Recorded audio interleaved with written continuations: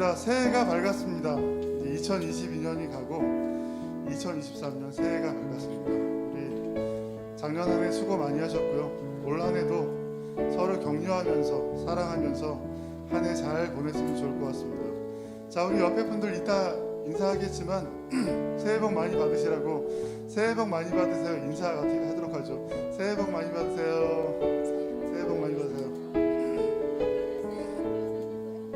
자, 올해는 특별히 한 분 한 분 건강하셔서 아주 아프지 않고 예배드리기에, 기도하기에, 찬양하기에 부족함이 없는 건강을 여러분 모두가 받으셨으면 좋을 것 같습니다. 자, 사랑합니다. 사랑하고 축복합니다. 자, 오늘 우리 찬양하면서 힘차게 예배로 나아갈 텐데요. 오늘도 하나님 준비하신 은혜가 우리 모두 가운데 풍성하게 임할 줄 믿습니다. 자, 날 구원하신 주 감사 찬양하겠습니다.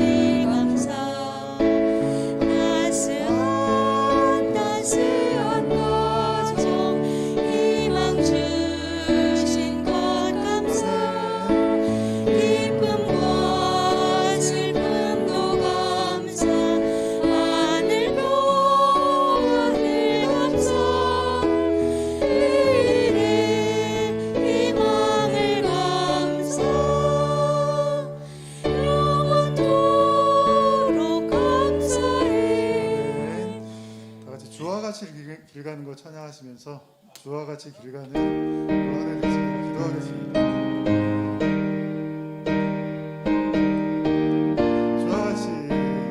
주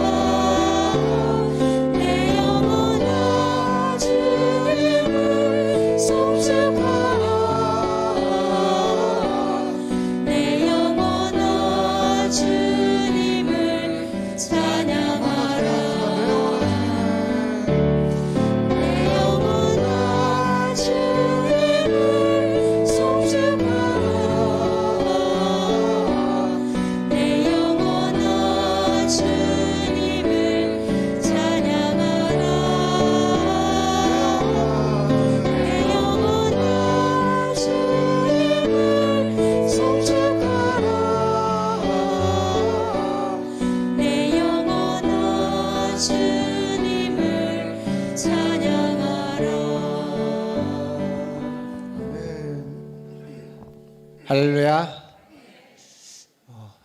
우리 몇 시간 전에 보신 분도 계시는데 새해 첫날 주일이 되었습니다.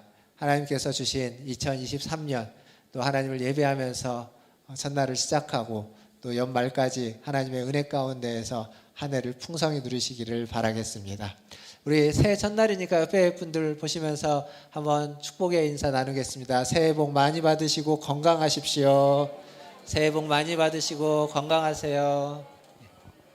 새해 복 많이 받으세요. 예, 우리 이제 시간이 되었습니다. 새해 첫날 하나님 앞에 예배드릴 시간이 되었습니다. 다 함께 일어나셔서 찬양하심으로 1월 1일 주일 2부 예배를 하나님 앞에 드리겠습니다.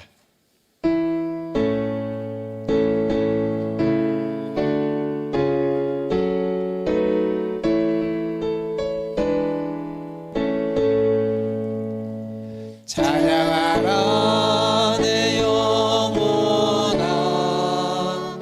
찬양하라 내 영혼아, 온 마음과 정성 다하여 주 찬양하라.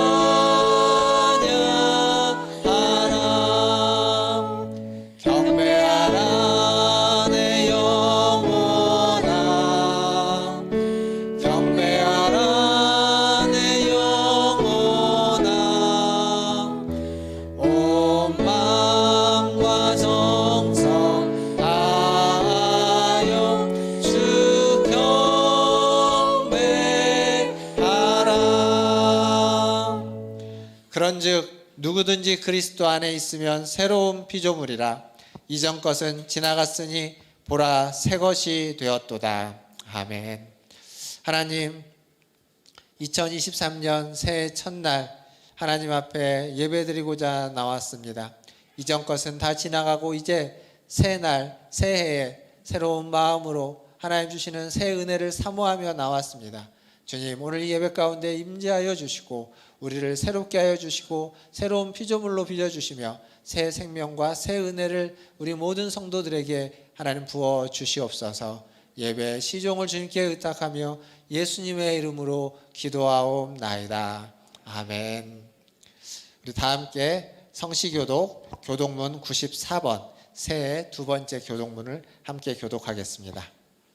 찬송하리로다. 하나님 곧 우리 주 예수 그리스도의 아버지께서 그리스도 안에서 하늘에 속한 모든 신령한 복을 우리에게 주시되 곧 창세전에 그리스도 안에서 우리를 택하사 우리로 사랑 안에서 그 앞에 거룩하고 흠이 없게 하시려고 그 기쁘신 뜻대로 우리를 예정하사 예수 그리스도로 말미암아 자기의 아들들이 되게 하셨으니 이는 그가 사랑하시는 자 안에서 우리에게 거저 주시는 바 그의 은혜의 영광을 찬송하게 하려는 것이라.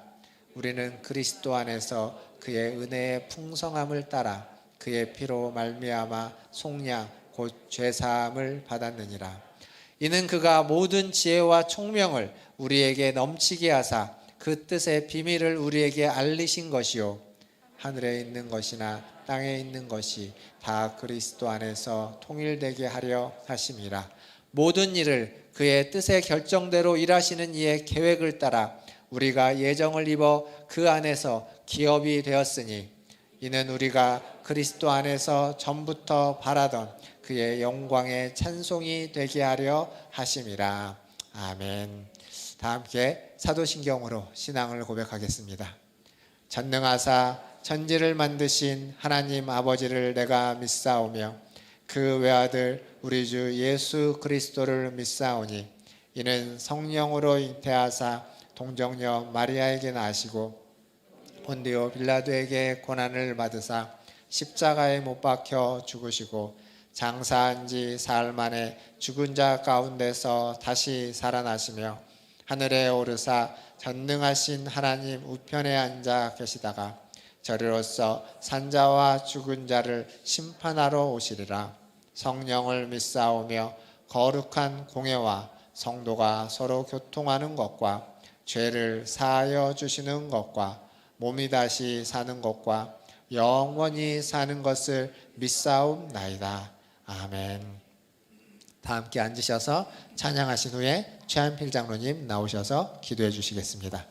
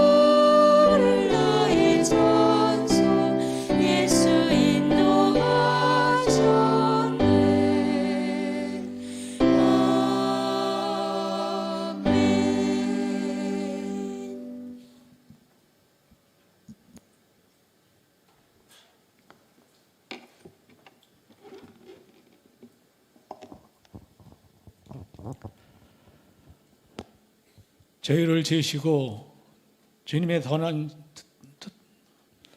뜻대로 다스리시는 살아계신 하나님 아버지, 지난 한 해 동안 주님께서 베푸신 은혜에 감사와 찬양을 올려드립니다. 웃고 울었던 그 모든 것들이 다 한없이 주시는 하나님의 크신 사랑과 은혜였음을 고백합니다. 이제 희망의 2023년을 시작합니다. 이 시간 묵은회를 보내는 저희들의 마음에 새로운 결심과 새로운 목표를 향한 결단을 품게 하여 주옵소서. 모든 갈등과 질시와 미움이 물러가고 새로운 세계를 품을 수 있는 은총을 허락하여 주시옵소서. 저희들이 걸어가는 길이 비록 험하고 힘겨울 길이라 할지라도 영광의 길이, 복된 길이 될 수 있도록 도와주시옵소서. 2023년 새해에도 주님께서는 저희들에게 사랑과 자비와 공유를 함께 하시길 원합니다.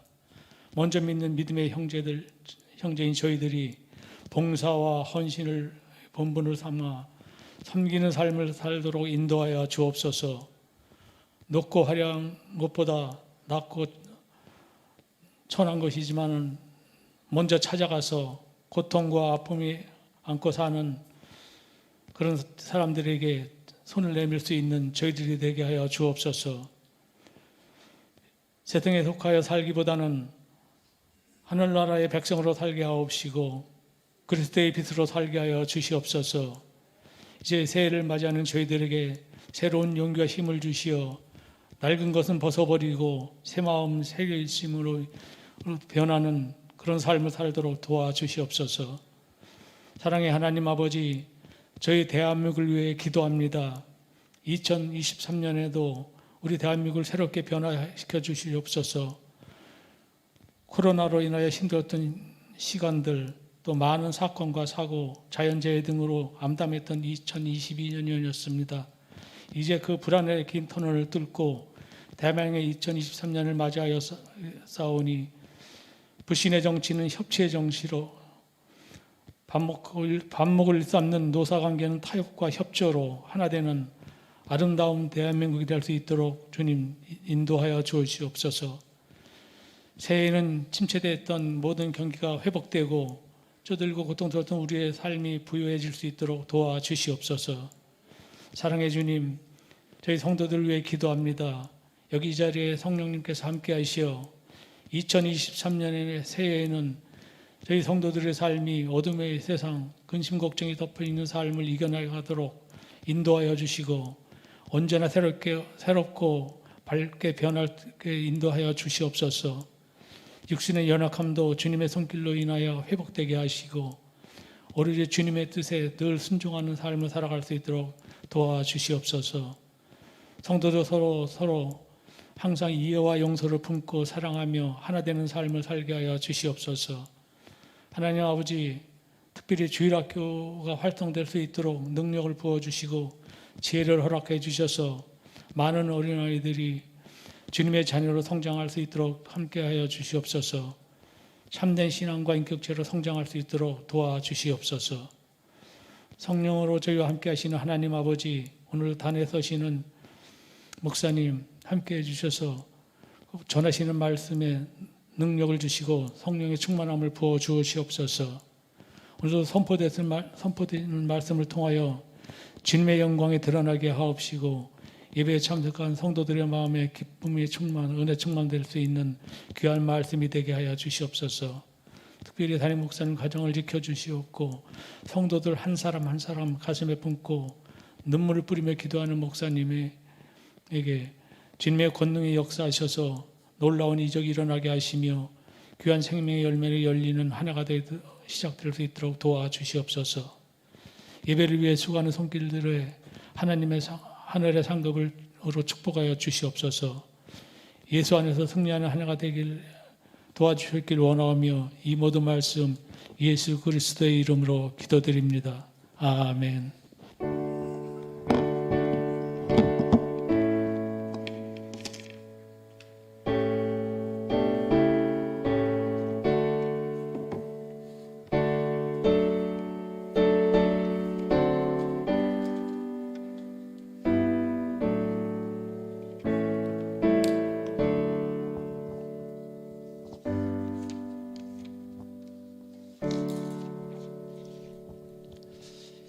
교회 소식 전해드리겠습니다.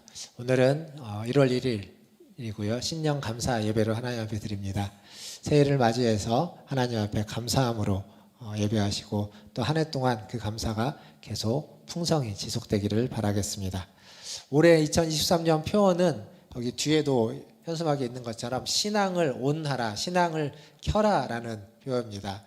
어제 송병신 예배 때 이 말씀에 대해서 잠깐 나눴는데 옛것을 익혀서 새것을 안 알아간다라는 옹고지신이라는 사자성어를 좀 떠올리면서 우리의 신앙이 올 한 해 동안 다시 한번 불이 들어오고 그것들이 많이 비춰지고 또 말씀을 더 깊이 알아가는 그러한 한 해가 되기를 바라겠습니다.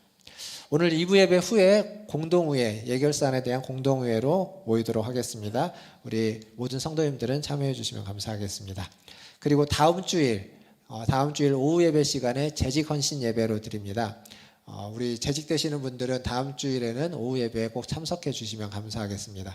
강사로는 미국 벨리중앙 장로교회에서 심우하셨던 박종호 목사께서 오셔서 말씀을 전해 주실 겁니다. 그리고 우리 공동체 성경 통독 지난주까지 해서 이제 신약 계시록까지 다 통독을 하셨을 줄 압니다. 이번 주 한 주간 혹시 아직 미진하신 부분들이 있다면 마저 통독을 해주시고 다음 주에는 공동체 성경 통독에 함께 참여하셨던 분들에 대한 작은 시상이 있을 예정입니다. 개인적으로 통독하셨던 것들은 따로 계속 하시되 우리가 이제 매주마다 통독의 분량을 정하고 같이 통독을 하고 또 통독 모임을 가지면서 이렇게 말씀을 나누었죠. 그렇게 통독에 참여하신 분들, 공동체 성경 통독에 참여하신 분들을 대상으로 하는 시상입니다. 꼭 기억해 주시고요. 그리고 또 저희가 다시 공동체 성경 통독을 이어서 할 예정입니다. 그래서 그때에도 많이 함께 참여해 주시면 감사하겠습니다. 중고등부 겨울 수련회가 1월 13일, 14일 금토 1박 2일로 있습니다. 우리 중고등부 학생들 많은 은혜 받을 수 있도록 후원해 주시고 기도해 주시면 감사하겠습니다. 그리고 2023년 중식 헌금, 사랑의 섬김 헌금 신청을 본당 뒤쪽에 가면 게시판에 붙여져 있습니다. 각 주별로 붙여져 있는데요. 여러분의 마음이 또 여러분의 헌신이 여기에 다 기록되기를 바라겠습니다. 많은 신청 부탁드리겠습니다. 그리고 연말정산 신청서 필요하신 분들은 발급된 거 찾아가 주시고 또 필요하신 분들은 재정부에 말씀해 주시면 발급해 주실 겁니다. 그리고 지난주 성탄절 예배 드리면서 안내하고 광고 드렸던 것처럼 우리 그 지역 주민과 나눠드리기 위해서 이 앞에 쌓아놨던 선물은 지난주 화요일에 또 지역에 있는 주민센터를 통해서 지역분들에게 함께 나눴고요. 그리고 그 후에 또 떡을 기부를 해주셔서 저희 동생 아내 되는 저희 제수 씨가 또 떡을 2박스를 기부를 해줘서 하나는 경찰서에 경찰관들 연말에 고생하시는데 경찰서에 갖다 드렸고요. 또 한 박스는 소방서에 같이 나눴습니다.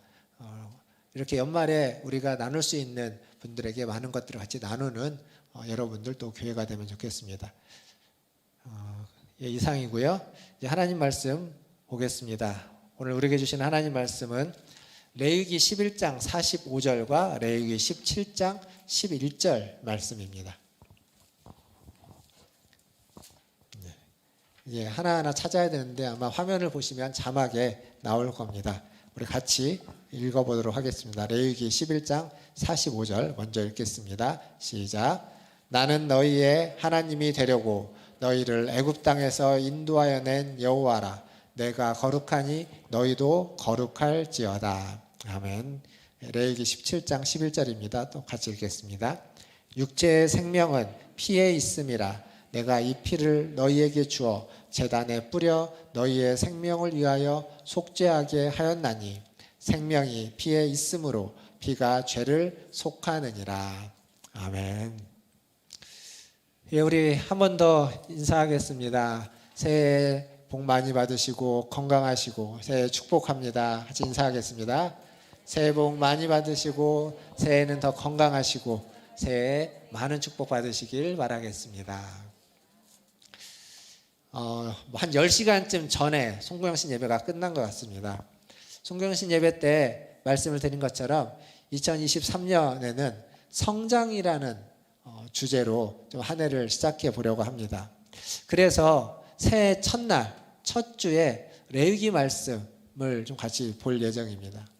오늘은 이제 레위기의 서론이고 다음 주부터 이제 1장 한 장씩 이렇게 차근차근 볼 텐데, 제가 이 레위기 말씀에 관심을 갖게 된 건 제가 20살 때 다녔던 교회 대학부에서 전도사님이 말씀을 전해 주셨습니다.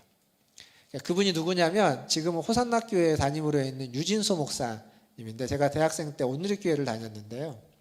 그때 90년대 초에 온누리교회 하용조 목사님이 살아계실 때 하용조 목사님이 말씀을 전해 주실 때 마태복음 본문 말씀을 전해 주셨습니다.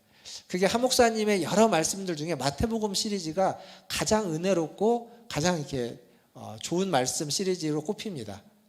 근데 개인적으로는 그 마태복음보다 대학부에서 들었던 레위기가 훨씬 더 감명 깊었고 훨씬 더 인상적이었습니다. 물론 지금은 내용은 생각이 잘 안 납니다. 근데 제가 그 후로 내가 나중에 목회를 하게 되면 그러면 언젠가 레위기를 공부해서 레위기 말씀을 같이 좀 나누고 그러고 싶다라는 마음이 있었고, 제가 이제 목회를 하다가 부교육자로 있을 때 한 2년 정도 레위기 성경 공부를 한 적이 있습니다. 성경 공부를 하면서 개인적으로도 굉장히 은혜가 많이 됐고 함께 하셨던 분들에게도 유익했다라고 좀 들었습니다. 사실 그게 벌써 제가 레위기를 성경 공부를 한 게 한 2010년쯤 되니까요. 벌써 한 12년, 13년 이렇게 된 건데, 그때만 해도 지금은 레위기와 관련된 자료가 굉장히 많습니다. 인터넷 검색만 해도 뭐 유튜브에 영상을 비롯해서 굉장히 많고요. 그리고 우리나라의 신학자들 중에 레위기를 전공하신 분이 몇 분이나 또 있습니다. 그리고 책도 많이 나왔습니다.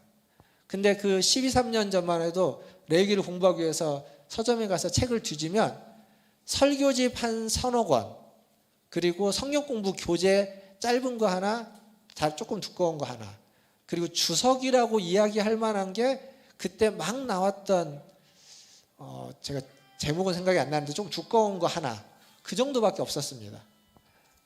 근데 그 중에 제일 큰 도움을 받은 건 레위기를 어떻게 읽을 것인가라고 하는 성서유니온에서 나온 책에서 많이 도움을 받았는데, 지금도 그 책은 판매되고 있을 겁니다.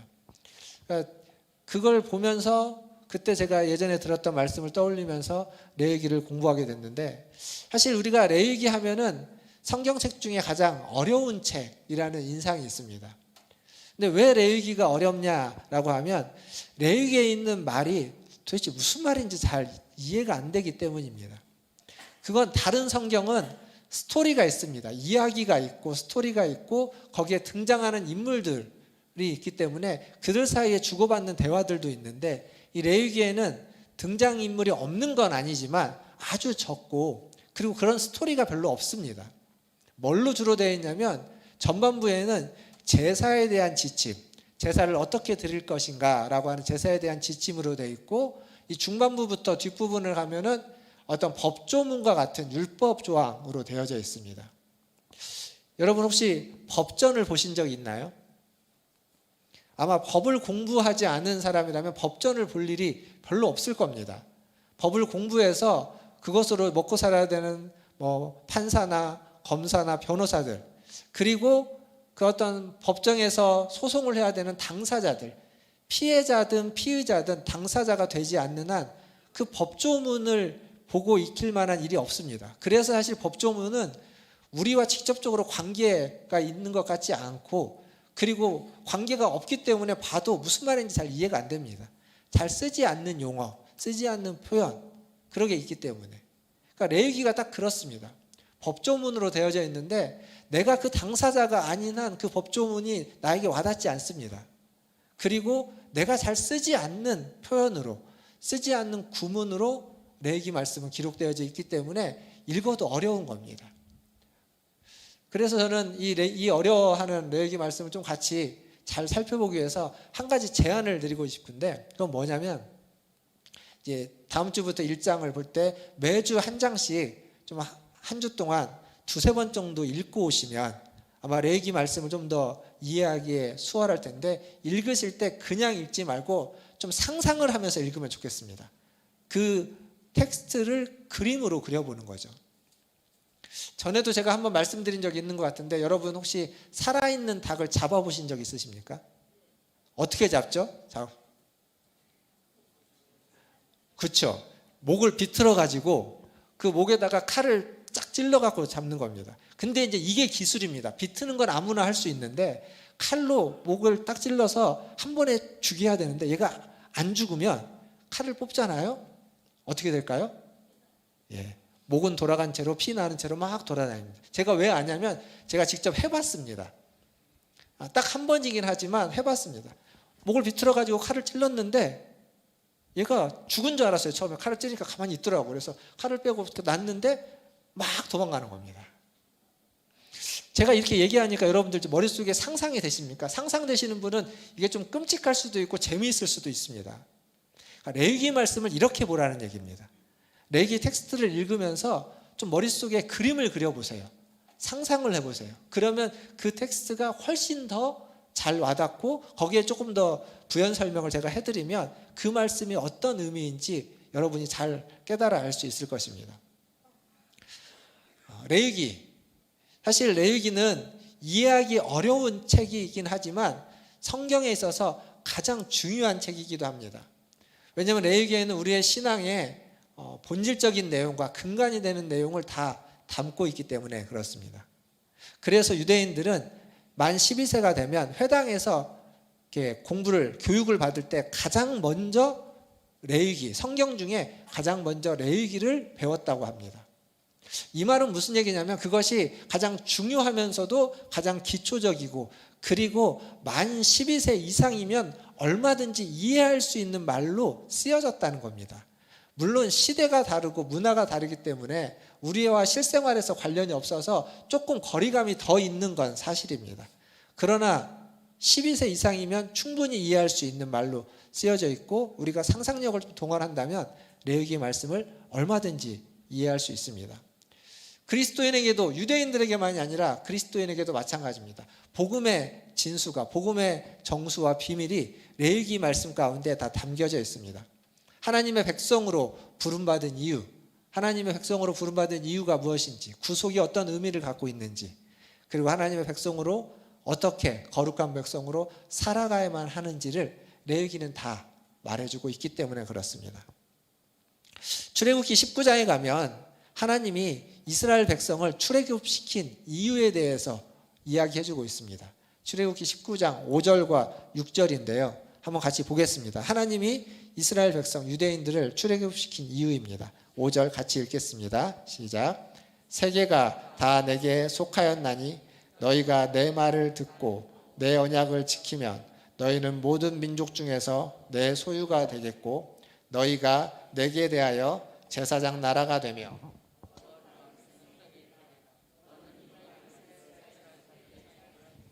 아멘. 자, 여기 보시면 6절에 지금 뭐라고 말하냐면 출애굽시킨 이유에 대해서 너희가 제사장 나라가 되며 거룩한 백성이 된다.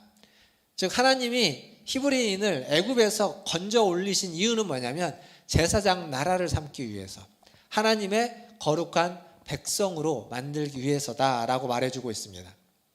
그래서 레위기는 크게 두 부분으로 되어져 있습니다.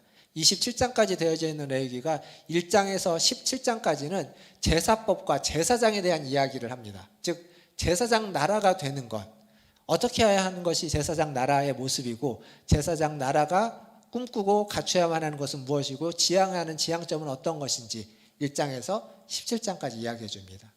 그리고 18장부터 1장에서 16장까지 그리고 17장부터 27장까지 후반부는 그 하나님의 부름받은 백성으로 어떻게 살아야만 하는지 삶에 대해서 이야기를 해주고 있습니다. 거룩한 백성으로 살아가는 방법이 무엇인지를 이야기해주고 있죠. 그래서 이 레위기는 우리를 부르신 이유와 목적 뿐만 아니라 복음이 무엇인지를 다 이야기해주기 때문에 성경 전체에서 가장 중요한 그리고 성경 전체의 메시지를 담고 있는 요약하고 있는 한 권의 책이다라고 할 수 있습니다. 물론 다른 책도 성경 전체의 내용을 담고 있는 책이 또 있습니다. 대표적으로 이사야서가 그렇죠. 이사야서가 66장까지 되어져 있는데 이사야서 66장, 성경은 66권, 그리고 구약이 39권, 신약이 27권인데 이사야서는 1장부터 39장까지를 제1 이사야라고 하고 그 뒷부분을 제2 혹은 이제 제2, 3을 나누기도 하는데 이사야라고 하면서 내용이 좀 달라집니다. 그러니까 구약과 신약의 내용을 이사야서가 나눠서 이렇게 골고루 담고 있습니다. 그래서 이사야서도 성경 전체의 내용을 한 권으로 만든 책이다라고 보통 이야기합니다. 근데 이사야서는 구조적으로 그렇고 내용도 그렇지만 이 레위기는 구조나 그런 건 그렇지 않은데 담고 있는 메시지 자체는 성경이 전체가 말해주고자 하는 메시지이다라는 사실이죠. 레위기는 레위인들을 위한 말씀 같지만 사실 레위기에 레위인들이 별로 많이 등장하지 않습니다. 이제 제사장이 되는 몇몇 사람들만 등장하고, 그리고 제사법에 대한 이야기도, 제사법에 대한 이야기가 1장에서 7장까지 나오는데 이 뒤에 있는 6장, 7장 정도가 제사장들에게 이야기하는 제사법에 대한 이야기고, 앞부분은 1장에서 5장까지 앞부분은 제사를 드리러 나온 하나님을 믿는 하나님의 사람들에 대한 이야기입니다. 그들에게 주는 메시지예요. 그래서 레위기는 제사장들을 위해서가 아니라 우리와 같은 하나님의 사람, 하나님을 믿는 모든 사람들에게 주는 말씀인 겁니다. 오늘은 이제 레위기 서론이기 때문에 레위기에 대한 여러 가지 주제들을 좀 두루두루 이야기하고 있습니다. 레위기는 언제 쓰여졌냐?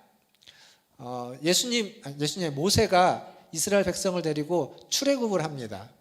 출애굽을 해서 홍해를 지나고 그리고 광야를 지나서 어디에 도착하냐면 시내산에 도착합니다. 그게 출애굽한 때로부터 약 3개월 정도 후에 시내산에 도착하고, 시내산에 도착했을 때 모세가 시내산에 올라가죠. 하나님의 부름을 받아서 말씀, 율법을 받으러 올라갑니다. 올라갔다가 며칠 만에 내려오냐면 40일 만에 오죠. 한 달 조금 더 지나고 나서 내려옵니다. 내려오니까 이제 여러 가지 일들이 있긴 하지만 그 일들을 처리하고 난 다음에 가장 먼저 하는 건 뭐냐면 성막을 만드는 겁니다. 그러니까 시내산에서 하나님이 보여주신 청사진에 따라서 성막을 만들기 시작하고, 성막을 얼마 동안 만드냐면 약 8개월간 만듭니다. 그러니까 성막이 완성되었을 때는 출애굽, 애굽에서 나온 시기로부터 만 1년쯤 되었을 때, 그때 성막이 완성됩니다. 그리고 이스라엘은 그때까지 지금 시내산 밑에서 머물러 있는 거예요. 그러다가 이제 다시 거기를 떠나서 다른 데로 갈 때는 그 성경에 보면 둘째 해, 둘째 달 이렇게 표현합니다. 즉 2월 20일경에 다시 거기를 떠나가게 됩니다. 이 레위기 말씀은 그 사이에 받은 거예요. 성막이 완성되고 난 뒤, 그리고 이스라엘이 다시 그 머물렀던 곳에서 떠나는 그 2월달까지 사이, 1월달 한 달간 하나님이 모세를 통해서 이스라엘 백성에게 준 말씀, 그게 레위기 말씀입니다. 제가 이 얘기를 왜 하냐면 이 레위기는 성막하고 굉장히 많이 연관성이 있기 때문에 그렇습니다. 성막이 없다면 레위기는 말씀이 주어져도 따를 수가 없습니다. 왜냐하면 제사는 기본적으로 성막에서, 성전에서 드려야만 하는 제사였고, 그것을 기준으로 말씀하셨기 때문에 만약에 성막이 없는 상태로 말씀을 하셨다면, 그렇다면 유대인들도 잘 이해할 수가 없었을 겁니다. 없으니까. 도대체 어디 가서 뭘 어떻게 해야 되는지를 모르는 상태니까. 하지만 성막을 그들은 알고 있기 때문에, 만들었기 때문에 그것이, 이 말씀이 어떠한 것인지를 구체적으로 알게 되는 거죠. 그래서 우리도 성막에 대해서 좀 이해가 있을 때 제사법을 더 잘 알 수 있을 것입니다. 근데 이 자리에서 성막에 대한 얘기를 많이 할 수는 없고 한 번만 찾아봐 주셔도 좋을 것 같습니다. 어쨌거나 하나님이 성막을 주셨고 거기에서 제사를 드리라고 했습니다. 왜 성막을 주셨고 왜 제사를 드리라고 했을까요? 유대인들이 이 레위기에서 이야기하고 있는 제사와 우리가 지금 드리고 있는 예배는 그 이유와 목적이 같을까요? 다를까요? 같을까요? 다를까요?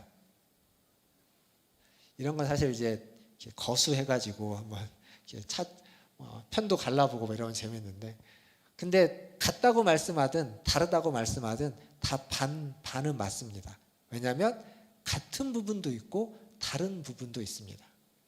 하나님이 성막을 만들고 제사를 제사를 드리라고 한 이유는 우리의 죄 때문입니다. 하나님은 사람을 창조해서 만들어서 사람과 아주 친밀한 관계를 맺고 싶어 했는데 우리가 죄를 범해서 그 하나님으로부터 떨어져 나갔습니다. 분리되었습니다. 타락했던 거죠. 그랬던 우리, 그 죄의 문제를 해결할 수 없는 우리를 위해서 하나님이 제시해 준 방법이 성막을 만들고 그곳에 와서 제사를 드리라라는 겁니다. 제사를 통해서 하나님 앞에 나와 죄 용서를 받고 죄 사함을 받고 하나님과의 관계를 다시 회복해 가는 겁니다. 그러면 우리의 예배도 그런 건가요? 우리가 이 자리에 나와서 하나님을 만나서 죄 용서를 받고 하나님과 관계를 다시 회복하는 것을 목적으로 하나요? 그렇지 않습니다. 우리는 이미 죄사함을 받은 것을 전제로 하고 있습니다. 우리의 예배의 목적은 죄사함을 받기 위한 것이 아닙니다. 예배 안에 죄사함의 은혜와 죄사함의 경험을 할 수 있습니다. 그러나 그것이 우리의 예배의 목적은 아닙니다. 우리의 예배는 죄사함을 받은 자로서 하나님을 섬기고 하나님께 헌신하고 하나님께 충성하고 하나님께 감사를 드리는 감사의 제사라고 하는 게 지금 우리가 드리고 있는 예배에 훨씬 더 적합한 이유와 목적입니다. 그러면 레위기에 나오는 제사 5가지 제사가 있거든요. 레위기 앞부분에 번제, 소제, 화목제, 속죄제, 속건제 이렇게 5가지 제사가 있습니다. 이 5가지 제사 중에 번제와 뒤에 있는 속죄제와 속건제 이 3가지 제사는 아주 직접적으로 죄의 문제를 다루는 제사입니다. 하나님 앞에서의 우리의 죄사함, 죄 용서함을 다루는 제사들이죠.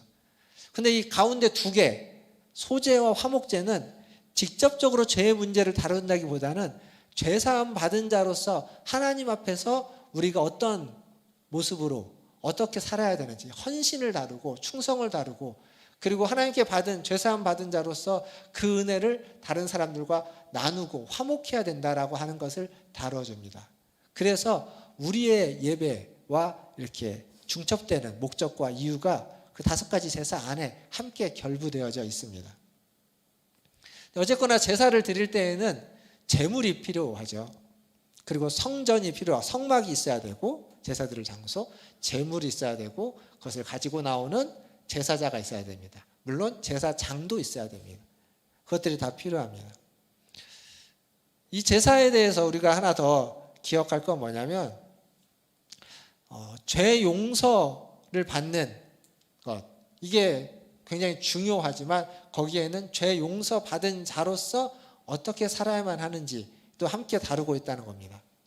그러니까 죄 용서 받는 그 의미를 깨우치 않은 것으로 충분하지 않다는 겁니다. 죄 용서를 받았다면 용서받은 자답게 살아가는 삶도 배우고 그렇게 살아가야만 한다라는 거죠. 우리도 마찬가지입니다. 우리가 하나님을 예배하고 우리의 신앙을 가지고 하나님 앞에서 믿고 믿음을 가지고 죄 용서를 받고 천국 가는 것으로 우리의 신앙이 전부일 수 없는 이유는 하나님을 믿는 그 믿음이 어떻게 살아야만 하는지까지 이어져야만 하기 때문에 그렇습니다. 사랑하는 성도 여러분, 우리 모두는 죄사함을 받았습니다. 죄 용서를 받았습니다. 그리스도의 보혈로 십자가의 보혈로 죄 용서를 받았다라는 이 사실에 우리가 하나님께 감사하기를 바랍니다. 더불어서 그 감사하는 마음을 가지고 성도답게 하나님께 순종하고 헌신하고 하나님의 뜻대로 살아가는 우리 모든 문화촌 제일교회 성도들 다 되시기를 주님의 이름으로 축원드립니다. 이제 레위기의 가장 중요한 주제를 좀 이야기하려고 합니다. 그건 거룩이라는 겁니다. 거룩이 뭘까요? 거룩이라는 말을 다른 말로 좀 표현하면 거룩의 의미이기도 한데 구별이라는 말을 할 수 있습니다. 거룩은 구별하는 겁니다. 다른 것과 구별되어지는 것. 그게 거룩입니다. 그리고 조금 더 다른 표현을 쓰면 거룩, 구별, 그리고 좀 다른 단어는 다름입니다.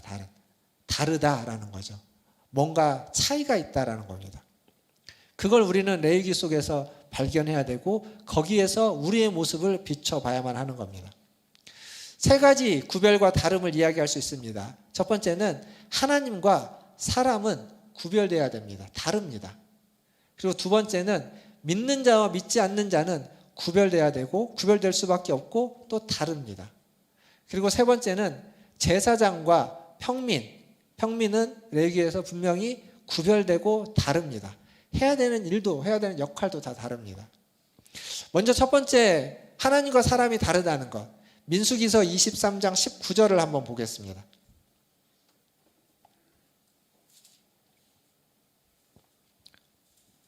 화면에 있죠? 민수기 23장 19절 같이 읽겠습니다. 하나님은 사람이 아니시니 인생이 아니시니 후회가 없으시도다. 어찌 그 말씀하신 바를 행하지 않으시며 하신 말씀을 실행하지 않으시랴. 여기 잘 보시면 하나님은 사람이 아니다는 겁니다. 하나님은 인생이 아니다는 얘기입니다. 사람이 아니기에 거짓말을 하지 않고 인생이 아니기에 후회가 없다는 겁니다. 즉 하나님은 우리랑 다르다는 거죠. 여러분, 하나님이 우리와 똑같으면 어떨까요? 우리의 모습을 한번 생각해 보면, 우리의 모습, 나의 모습, 여러분은 변덕스럽지 않으십니까? 이랬다 저랬다 하지 않습니까? 아침하고 저녁하고 다르고 오늘하고 내일하고 다르고. 이렇게 애들이 좀 크다 보니까 애들이 자꾸 하는 말이 왜 말이 바뀌냐는 겁니다. 엄마는 아빠는 그때는 이렇게 얘기하고 지금은 왜 이렇게 이야기하냐는 거예요. 바뀐다는 거예요. 애들이 보기에 다른 말을 하고 있다는 겁니다. 그게 인생이고 그게 사람입니다. 그런데 하나님이 그렇다면 어떻게 될까요? 그런 하나님, 여러분 목숨 바쳐 믿고 싶으십니까? 그런 하나님을 온전히 신뢰할 수 있습니까? 안 그럴 겁니다. 근데 뭐라고 말하고 있죠? 하나님은 인생이 아니고 사람이 아니다고. 하나님은 그런 변덕이 죽을 듯이 하는 분이 아니다는 겁니다. 한결같다라는 이야기입니다. 오락가락하지 않는다는 거죠. 신앙을 표현함에 있어서 이런 표현이 있습니다. 신앙은 경외함에 뿌리를 둔 친밀함이다. 이렇게 이야기합니다. 경외, 하나님을 두려워하는 것, 그리고 친밀, 하나님과 가까운 것. 이 둘 중에 어느 것 하나만 있어서는 안 됩니다. 하나님은 경외함을 가지고 친밀하게 만나야 됩니다. 굳이 순서를 따지자면 경외함이 먼저입니다.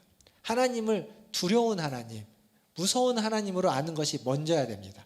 그리고 거기에서 시작해서 하나님과 친밀함으로 깊은 교제의 관계로 나아가야만 합니다.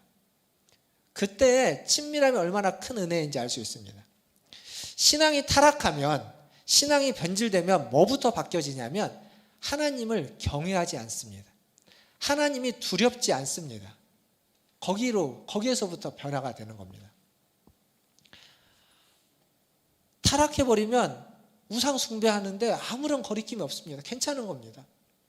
심지어는 한 손에는 하나님을, 한 손에는 우상을 잡고 있으면서도 전혀 문제가 되지 않는다라고 생각하는 것이 이스라엘 백성입니다. 사사기에 나오는 이야기가 다 그 얘기입니다. 타락하면 하나님이 무섭지 않은 겁니다.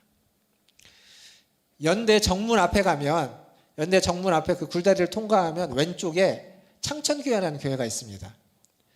그 교회는 아주 오래전부터 뭘 했냐면 목요일 저녁인가요? 그때 이제 그런 인디밴드나 이런 그 사람들을 불러다 거기서 공연을 했습니다. 근데 그 공연을 오랫동안 기획하고 이렇게 주관했던 분에게 직접 제가 들었는데 거기에 많은 사람들이, 많은 믿는 사람들, 믿지 않는 사람들 와서 뭐 밴드, 가수 와서 공연을 많이 했다고 합니다. 근데 그 사람들의 모습을 보면 이렇게 특이한 걸 하나 발견할 수 있답니다. 어떤 사람들은 와가지고 이 무대 앞에, 강단이죠. 강단 앞에서 못 올라가고 이 앞에서 쭈삣쭈삣 하고 있답니다. 그러면 왜 그러냐고 물어보면 여기 올라가도 되냐고, 내가 신발 벗고 올라가야 되는 거 아니냐고. 그 사람은 교회 다닌 사람일까요? 안 다닌 사람일까요? 안 다닌 사람입니다. 그분이 하는 말이 뭐냐면 교회를 전혀 안 가본 사람, 교회에 대해 모르는 사람은 그 단 앞에서 단에 대한 경외심이 있다는 겁니다. 이걸 내가 올라가도 될까? 이건 나 같은 사람 올라가면 안 되는 거 아닌가? 라고 하는 경외심이 있는 거예요. 근데 전혀 그런 거 없이 신발 신고 막 왔다 갔다 하고 하는 사람들, 거의 100% 교회 다니는 사람이랍니다. 이게 문제인 거죠. 교회를 다닌 사람이라면 하나님에 대한 친밀함 뿐만 아니라 경외심이 있어야 되는데, 경외심은 사라져버리고 친밀함만 있다고 해서 그냥 함부로 하는, 이건 제대로 된 신앙이 아닌 겁니다. 물론 친밀함 없이 경외심만 있어도 안 됩니다. 이 경외심만 강하면 하나님은 무서운 하나님이십니다. 두려운 하나님입니다. 그리고 하나님의 그 말씀이 우리를 얽매일 수밖에 없습니다. 그 말씀이 자꾸 나를 정죄하는 거예요. 이렇게 하면 안 되고 저렇게 하면 안 되고 이건 안 되고 저건 안 되고 이것만 해야 되고, 뭐가 잘못하면 나뿐만 아니라 다른 사람을 자꾸 지적하는 거죠. 그거 그렇게 하면 안 되는 거라고. 그러면 안 된다고. 이렇게 해야 된다고. 이건 친밀함이 없는 겁니다. 경외심만 남아있으면 율법적이 될 수밖에 없습니다. 경외심과 친밀함이 함께 있어야 됩니다. 하나님을 두려워할 줄 알아야 되고, 그 하나님을 아바 아버지라고 부르면서 아주 가까운 분으로 여길 수 있는 이 두 가지가 함께 있어야만 온전한 신앙이 되는 겁니다. 여러분의 신앙을 한번 돌아보십시오. 나는 경외심이 더 큰가? 아니면 친밀함이 더 큰가? 어떤 사람은 친밀함이 더 클 것이고 어떤 분은 경외심이 더 클 겁니다. 그러나 그 둘 중에 하나만 있다면 절대 안 됩니다. 두 개가 균형이 잡혀야 되는 거죠. 레위기에 나오는 제사법은 굉장히 엄격합니다. 그래서 그 제사법을 어기면, 그 뜻대로 하지 않으면, 뒤에 레위기 중간에 나오지만 그 제사장의, 대제사장의 아들들이라고 해도 하나님이 한순간에 목숨을 빼앗아 버립니다. 그만큼 무섭고 엄격합니다. 그러나 거기에만 머물러 있지 않습니다. 그 제사법 안에, 그리고 많은 지침들 안에 하나님의 자비와 긍휼이 우리를 친밀하게 대하고자 하는 것이 함께 녹아져 있습니다. 그러니까 믿지 않는 사람들은 경외심을 가지고 있는데, 왜 믿는 사람들은, 오랫동안 신앙생활을 하신 분들은 그게 사라져 버리는 걸까요? 그러니까 우리의 다름이라는 건 우리는 친밀함도 경외심도 함께 가질 수 있는 겁니다. 믿지 않는 사람은 경외심만 가질 수밖에 없습니다. 하나님을 모르기 때문에, 만난 적이 없기 때문에 친할 수가 없는 거죠. 그러나 우리는 알고 있지 않습니까? 하나님을 만났고 하나님이 주시는 은혜를 받았고 지금도 그 하나님과 교제하고 있고, 그래서 우리는 경외심과 함께 친밀감을 가져야만 한다는 거죠. 이게 다름입니다. 두 번째 다름으로 성도와 믿지 않는 분들, 신자와 불신자, 이건 뒤에 얘기를 하겠고, 세 번째 다름을 이야기 먼저 하겠습니다. 세 번째 다름은 뭐였냐면 제사장과 평민이 다르다는 거죠. 제사장과 평민이 구별됩니다. 근데 이건 어떤 차이, 역할의 차이입니다. 우리는 모두가 다 신약에 보면 베드로서에 왕 같은 제사장으로 부름받았습니다. 우리는 모두가 다 하나님의 백성이면서 동시에 제사장입니다. 그러나 어떤 사람은 재물을 가지고 와서 재물을 잡는 사람이 있고, 어떤 사람은 그 재물에 피를 받아서 피를 뿌리는 일을 하는 사람이 있습니다. 하는 역할만 다를 뿐이지 우리는 모두가 다 하나님 앞에 동일한 모습입니다. 이것도 이제 레위기 말씀을 구체적으로 보면서 또 나올 겁니다. 제가 앞에서 이제 건너뛰었던 이 신자와 불신자의 다름에 대해서 이야기하기 전에 말씀 하나를 더 보겠습니다. 레위기 10장 10절 말씀. 레위기 10장 10절 말씀 같이 읽겠습니다. 시작. 그리하여야 너희가 거룩하고 속된 것을 분별하며 부정하고 정한 것을 분별하고. 이 말씀은 앞에 보면 모세를 통해서 하나님이 제사장들에게, 백성들에게 이것을 알려주라라고 했던 내용에 속하져 있는 겁니다. 거룩한 것과 속된 것을 구별할 줄 알아야 되고, 정한 것과 부정한 것을 구별할 줄 알아야 된다라고 이야기하는 거죠. 거룩한 것은 어떤 것이고 속된 것은 어떤 것일까요? 제가 예전에도 그런 비유를 든 적이 있습니다. 제가 일부 예배 때는 물병을 가지고 왔는데, 여기는 이제 컵이네요. 자, 이 컵은 거룩한 걸까요? 속된 걸까요?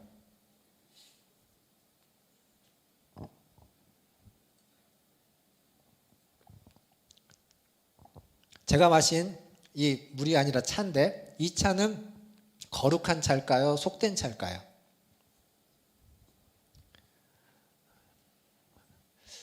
거룩함이라는 건 구별된 거라고 앞에서 말씀드렸죠. 구별, 다름 이렇게 표현했죠. 거룩함은, 성경에서 이야기하는 거룩함은 하나님께 바쳐진 겁니다. 구별돼서 하나님께 드려진 것, 그것을 거룩하다고 이야기합니다. 그게 시간이든 물질이든 재능이든 우리의 몸이든 우리가 가지고 있는 소유물이든 뭐든지 하나님께 구별해서 드려진 것이 거룩합니다. 그리고 하나님께 구별해서 드려지지 않은 모든 것은 다 속되다는 겁니다. 우리가 속되다는 말에 좀 뉘앙스에서 오해를 합니다. 속된 것은 다 부정한 것처럼 생각합니다. 그러나 그러지 않습니다. 하나님께 바쳐졌느냐 바쳐지지 않았느냐로 거룩하냐 속되냐를 구별하지, 속된 건 다 부정한 것이 아닙니다. 속된 것 안에 정한 것도 있고 부정한 것도 있습니다. 그림 하나 보여주시겠습니까? 잘 보시죠. 삼각형으로 표시되어 있는데 천하 만물이 있습니다. 하나님이 만드신 만물, 그 만물은 두 개로 나눠집니다. 하나님께 바쳐진 것과 바쳐지지 않은 것, 거룩한 것과 속된 것. 속된 것은 하나님께 바쳐지지 않았다는 의미이지 부정하다, 악하다는 의미가 아닙니다. 성경은. 그리고 그 속된 것 안에 깨끗한 것과 깨끗하지 않은 것이 있습니다. 약간 이렇게 차이를 두고 했지만 만약 저것을 일직선으로 표현하면 이렇게 됩니다. 거룩한 것이 있고, 그리고 정한 것이 있고, 그리고 부정한 것이 있습니다. 그래서 부정한 것은 정해져야만 하나님께 바쳐질 수 있습니다. 부정한 것은 정해지지 않은 상태로 이렇게 돌아서 하나님께 바쳐질 수 없습니다. 그렇게 되면 안 됩니다. 그러면 성경에 이제 표현된 것들 하면 죽습니다. 그게 이제 레위기에 나오는 내용입니다. 반드시 부정한 것은 먼저 정해져야 됩니다. 깨끗해져야 됩니다.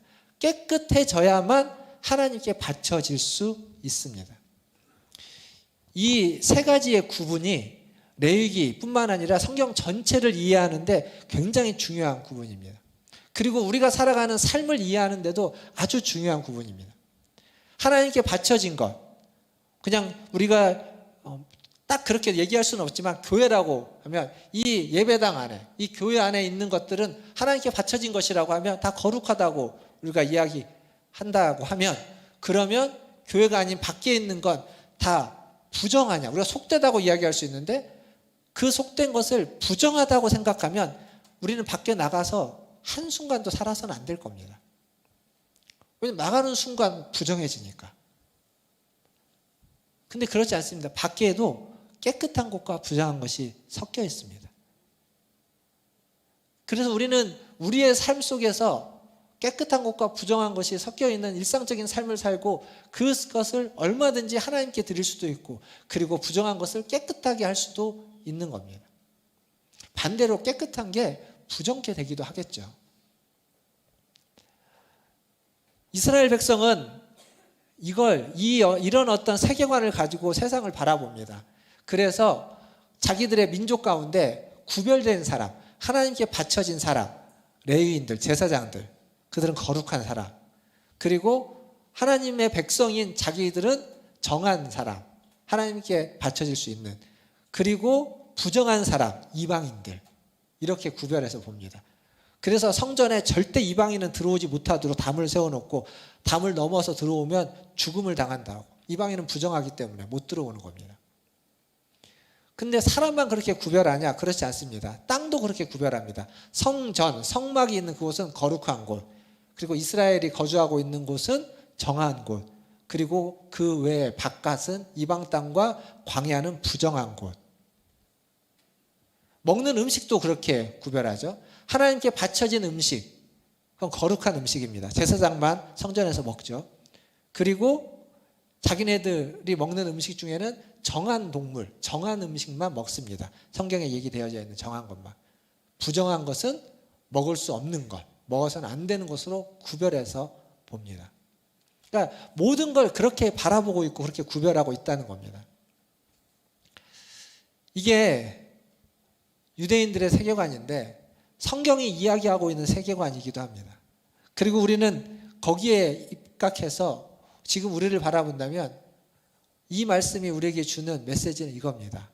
교회는, 성도는 정해야 된다는 겁니다. 물론 우리는 거룩함을 추구합니다. 우리는 하나님을 닮아서 더 거룩해져야만 합니다. 그러나 거룩해지기 위해서는 우리가 먼저 정해야만 합니다. 깨끗해져야만 합니다. 우리의 몸도, 우리의 마음도, 우리의 영혼도, 그리고 우리의 삶의 모든 자리와 삶의 모든 일들도 깨끗해져야 됩니다. 정해져야 됩니다. 그래야 하나님께 그것을 드릴 수 있고 하나님을 만날 수 있고 하나님을 그 자리에 모실 수 있습니다. 그 IVP에서 나왔던 소책자 중에 내 마음은 그리스도의 집이라는 소책자가 있는데, 거기 안에 이제 한 사람의 마음을 집으로 비유해서 하나님이 들어오시려고 하는데 여기가 너무 더러우니까 못 들어오는 거죠. 하나님이 들어오시려면 여기를 깨끗하게 비워야 된다. 그런 얘기들이 작은 책자 안에 있습니다. 마찬가지로 우리가 하나님을 만나려면 부정한 자는 하나님을 만날 수 없습니다. 부정한 자는 하나님을 만나서는 안 됩니다. 부정한 상태로 만나면 죽음을 당하는 겁니다. 그래서 여러분 성찬식 할 때 항상 그런 얘기를 하죠. 성찬식은 세례 받으신 분들만 참여하는 것입니다. 그러나 혹시 마음에 거리낌이 있다면, 그렇다면 참여하지 않는 것이 좋습니다. 부정하다는 얘기죠. 부정한 마음이 있고 내가 지금 부정하다면, 그렇다면 참여하지 않는 게 더 낫다는 겁니다. 성찬식은 하나님을 만나고 그리스도의 살과 피를 내 몸으로 받아들이는 굉장히 중요하고 은혜로운 의식이지만, 내가 부정할 때에는 거기에 참여 안 하는 것이 좋다라는 얘기를 하는 겁니다. 우리는 항상 정해야 됩니다. 정함을 유지하기 위해서 애써야 됩니다. 지금 부정해도 정할 수 있습니다. 그리스도의 피가 우리를 깨끗하게 해주시는 겁니다. 그리스도의 피가 우리의 죄를 사하는 것만이 아니라 그리스도의 피는 우리의 부정함을 다 씻겨주시고 우리를 깨끗하게 해주시는 것이 그리스도의 피입니다.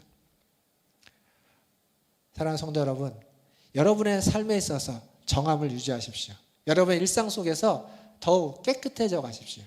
그래야만 하나님을 만날 수 있고, 그래야만 하나님께 나올 수 있고, 그래야만 여러분의 힘과 여러분의 가지고 있었던 재능과 시간과 이 모든 것들을 하나님께 드리고 하나님께 쓰임받을 수 있는 것입니다.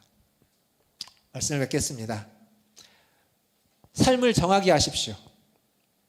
하나님이 부르시면 언제든지 하나님께 나아갈 수 있도록, 하나님이 달라 하시면 언제든지 하나님께 바칠 수 있도록 여러분의 삶의 자리를, 여러분의 삶의 시간을, 그리고 여러분의 모든 교제를, 여러분의 몸과 마음과 영혼까지도 다 깨끗하게 하십시오. 그리고 하나님 앞에 나오기를 힘쓰십시오. 2023년 새해 성장, 우리가 깨끗해져야만 성장할 수 있습니다. 깨끗해져야만 하나님의 말씀을 받을 수 있습니다. 깨끗해져야만 하나님께 쓰임받을 수 있습니다. 더욱 깨끗해지는, 더욱 정결해지는 우리 문화전체의 모든 성도들 다 되시기를 주님의 이름으로 축원드립니다. 기도하겠습니다. 말씀을 기억하시면서 기도하면 좋겠습니다.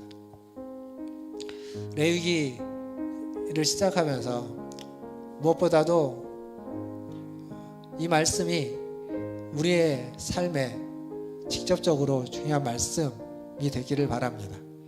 그리고 여러분의 신앙이 또 우리의 삶이 오늘 전했던 말씀처럼 하나님께 온전히 드려지는 깨끗한 삶이 되기를, 깨끗한 정해지는 삶이 될 수 있도록 기도하면 좋겠습니다. 같이 한 목소리로 기도하며 나아가겠습니다. 기도합니다.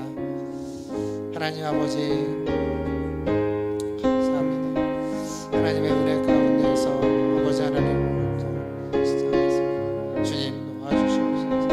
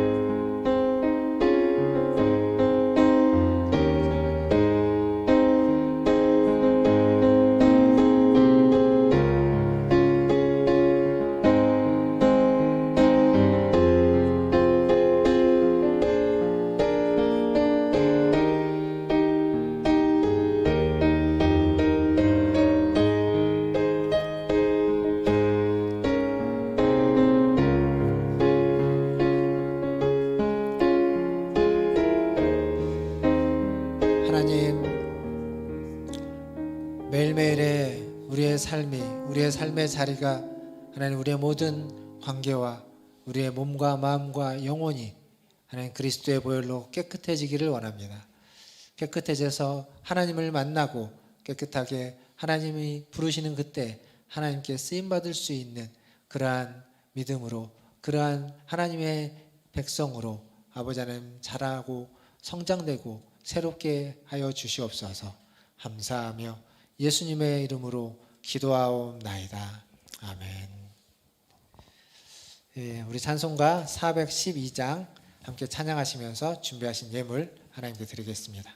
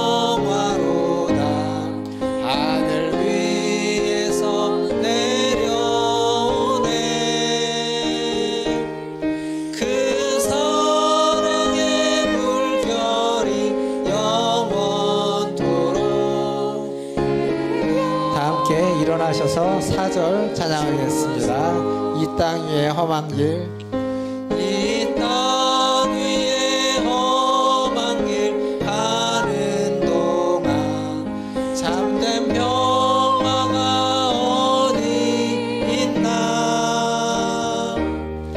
우리 모두 다 예수를 친구 삼아 참 평화를 누리겠네.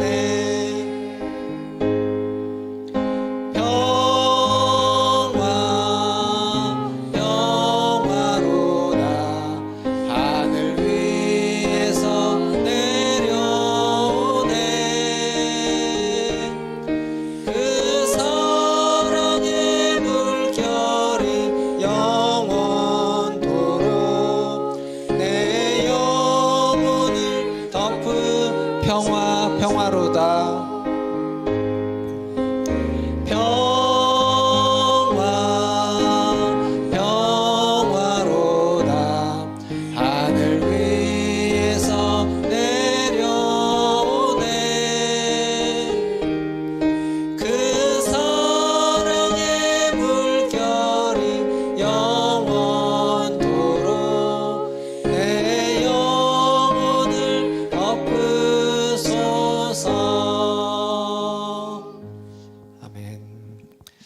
하나님, 주님의 평화가 우리에게 있기를 원합니다. 주님의 샬롬이 우리의 모든 삶과 우리의 모든 시간과 하나님 우리의 모든 순간들 가운데 언제나 항상 함께하기를 기도합니다. 오늘 또 주님 앞에 예배드리러 나올 때 빈손으로 오지 않고 주신 물질 중 일부를 구별하여 주님께 드리게 하시니 감사합니다. 이 물질이 쓰이는 곳에 주님의 거룩함이, 주님의 은혜가 미치게 하여 주시고 주님의 영광이 나타나게 하여 주시옵소서. 하나님, 예물을 드린 손길 위에 함께 하여 주시고 하나님 그 손으로 하는 모든 일들이 주님의 평강 가운데 이루어지게 하여 주시고 30배, 60배, 100배의 열매로 하나님 맺어지게 하여 주시며 더욱 하나님을 영화롭게 하고 더욱 하나님을 높이는 손길이 되게 하여 주시옵소서. 그 손으로 하나님을 높일 때 하나님 그 영광을 받아주시고 아버지는 그 찬양을 받아주시고 그 경배를 받아주시옵소서. 모든 것을 주님의 손에 의탁하며 우리 구주 예수님의 이름으로 감사하며 기도하옵나이다. 아멘. 지금은 우리를 죄에서 구원하여 주신 구주 예수 그리스도의 은혜와 아버지 하나님의 크고 무한하신 사랑하심과 성령 하나님의 위로 교통 충만케 하심이 오늘도 주님 앞에 나와 주님의 은혜를 구하며 무엇보다도 깨끗해지기를, 정해지기를, 그래서 하나님이 부르시는 그때, 하나님을 만나는 그때 언제든지 주님을 만나고 부르심에 응답할 수 있기를 소원하는 문화전제일교회 모든 성도들 위에와 그들의 자녀손들과 가정과 직장과 일터 위에 주의 복음을 들고 정하여져서 주의 뜻대로 사역하는 선교사님들과 사역자들 위해 코로나19와 전쟁과 또 참사와 재난과 어려움들과 고통과 고난 속에 애통하고 있는 모든 주의 백성들 위해 이제로부터 영원토록 함께 있을지어다. 아멘.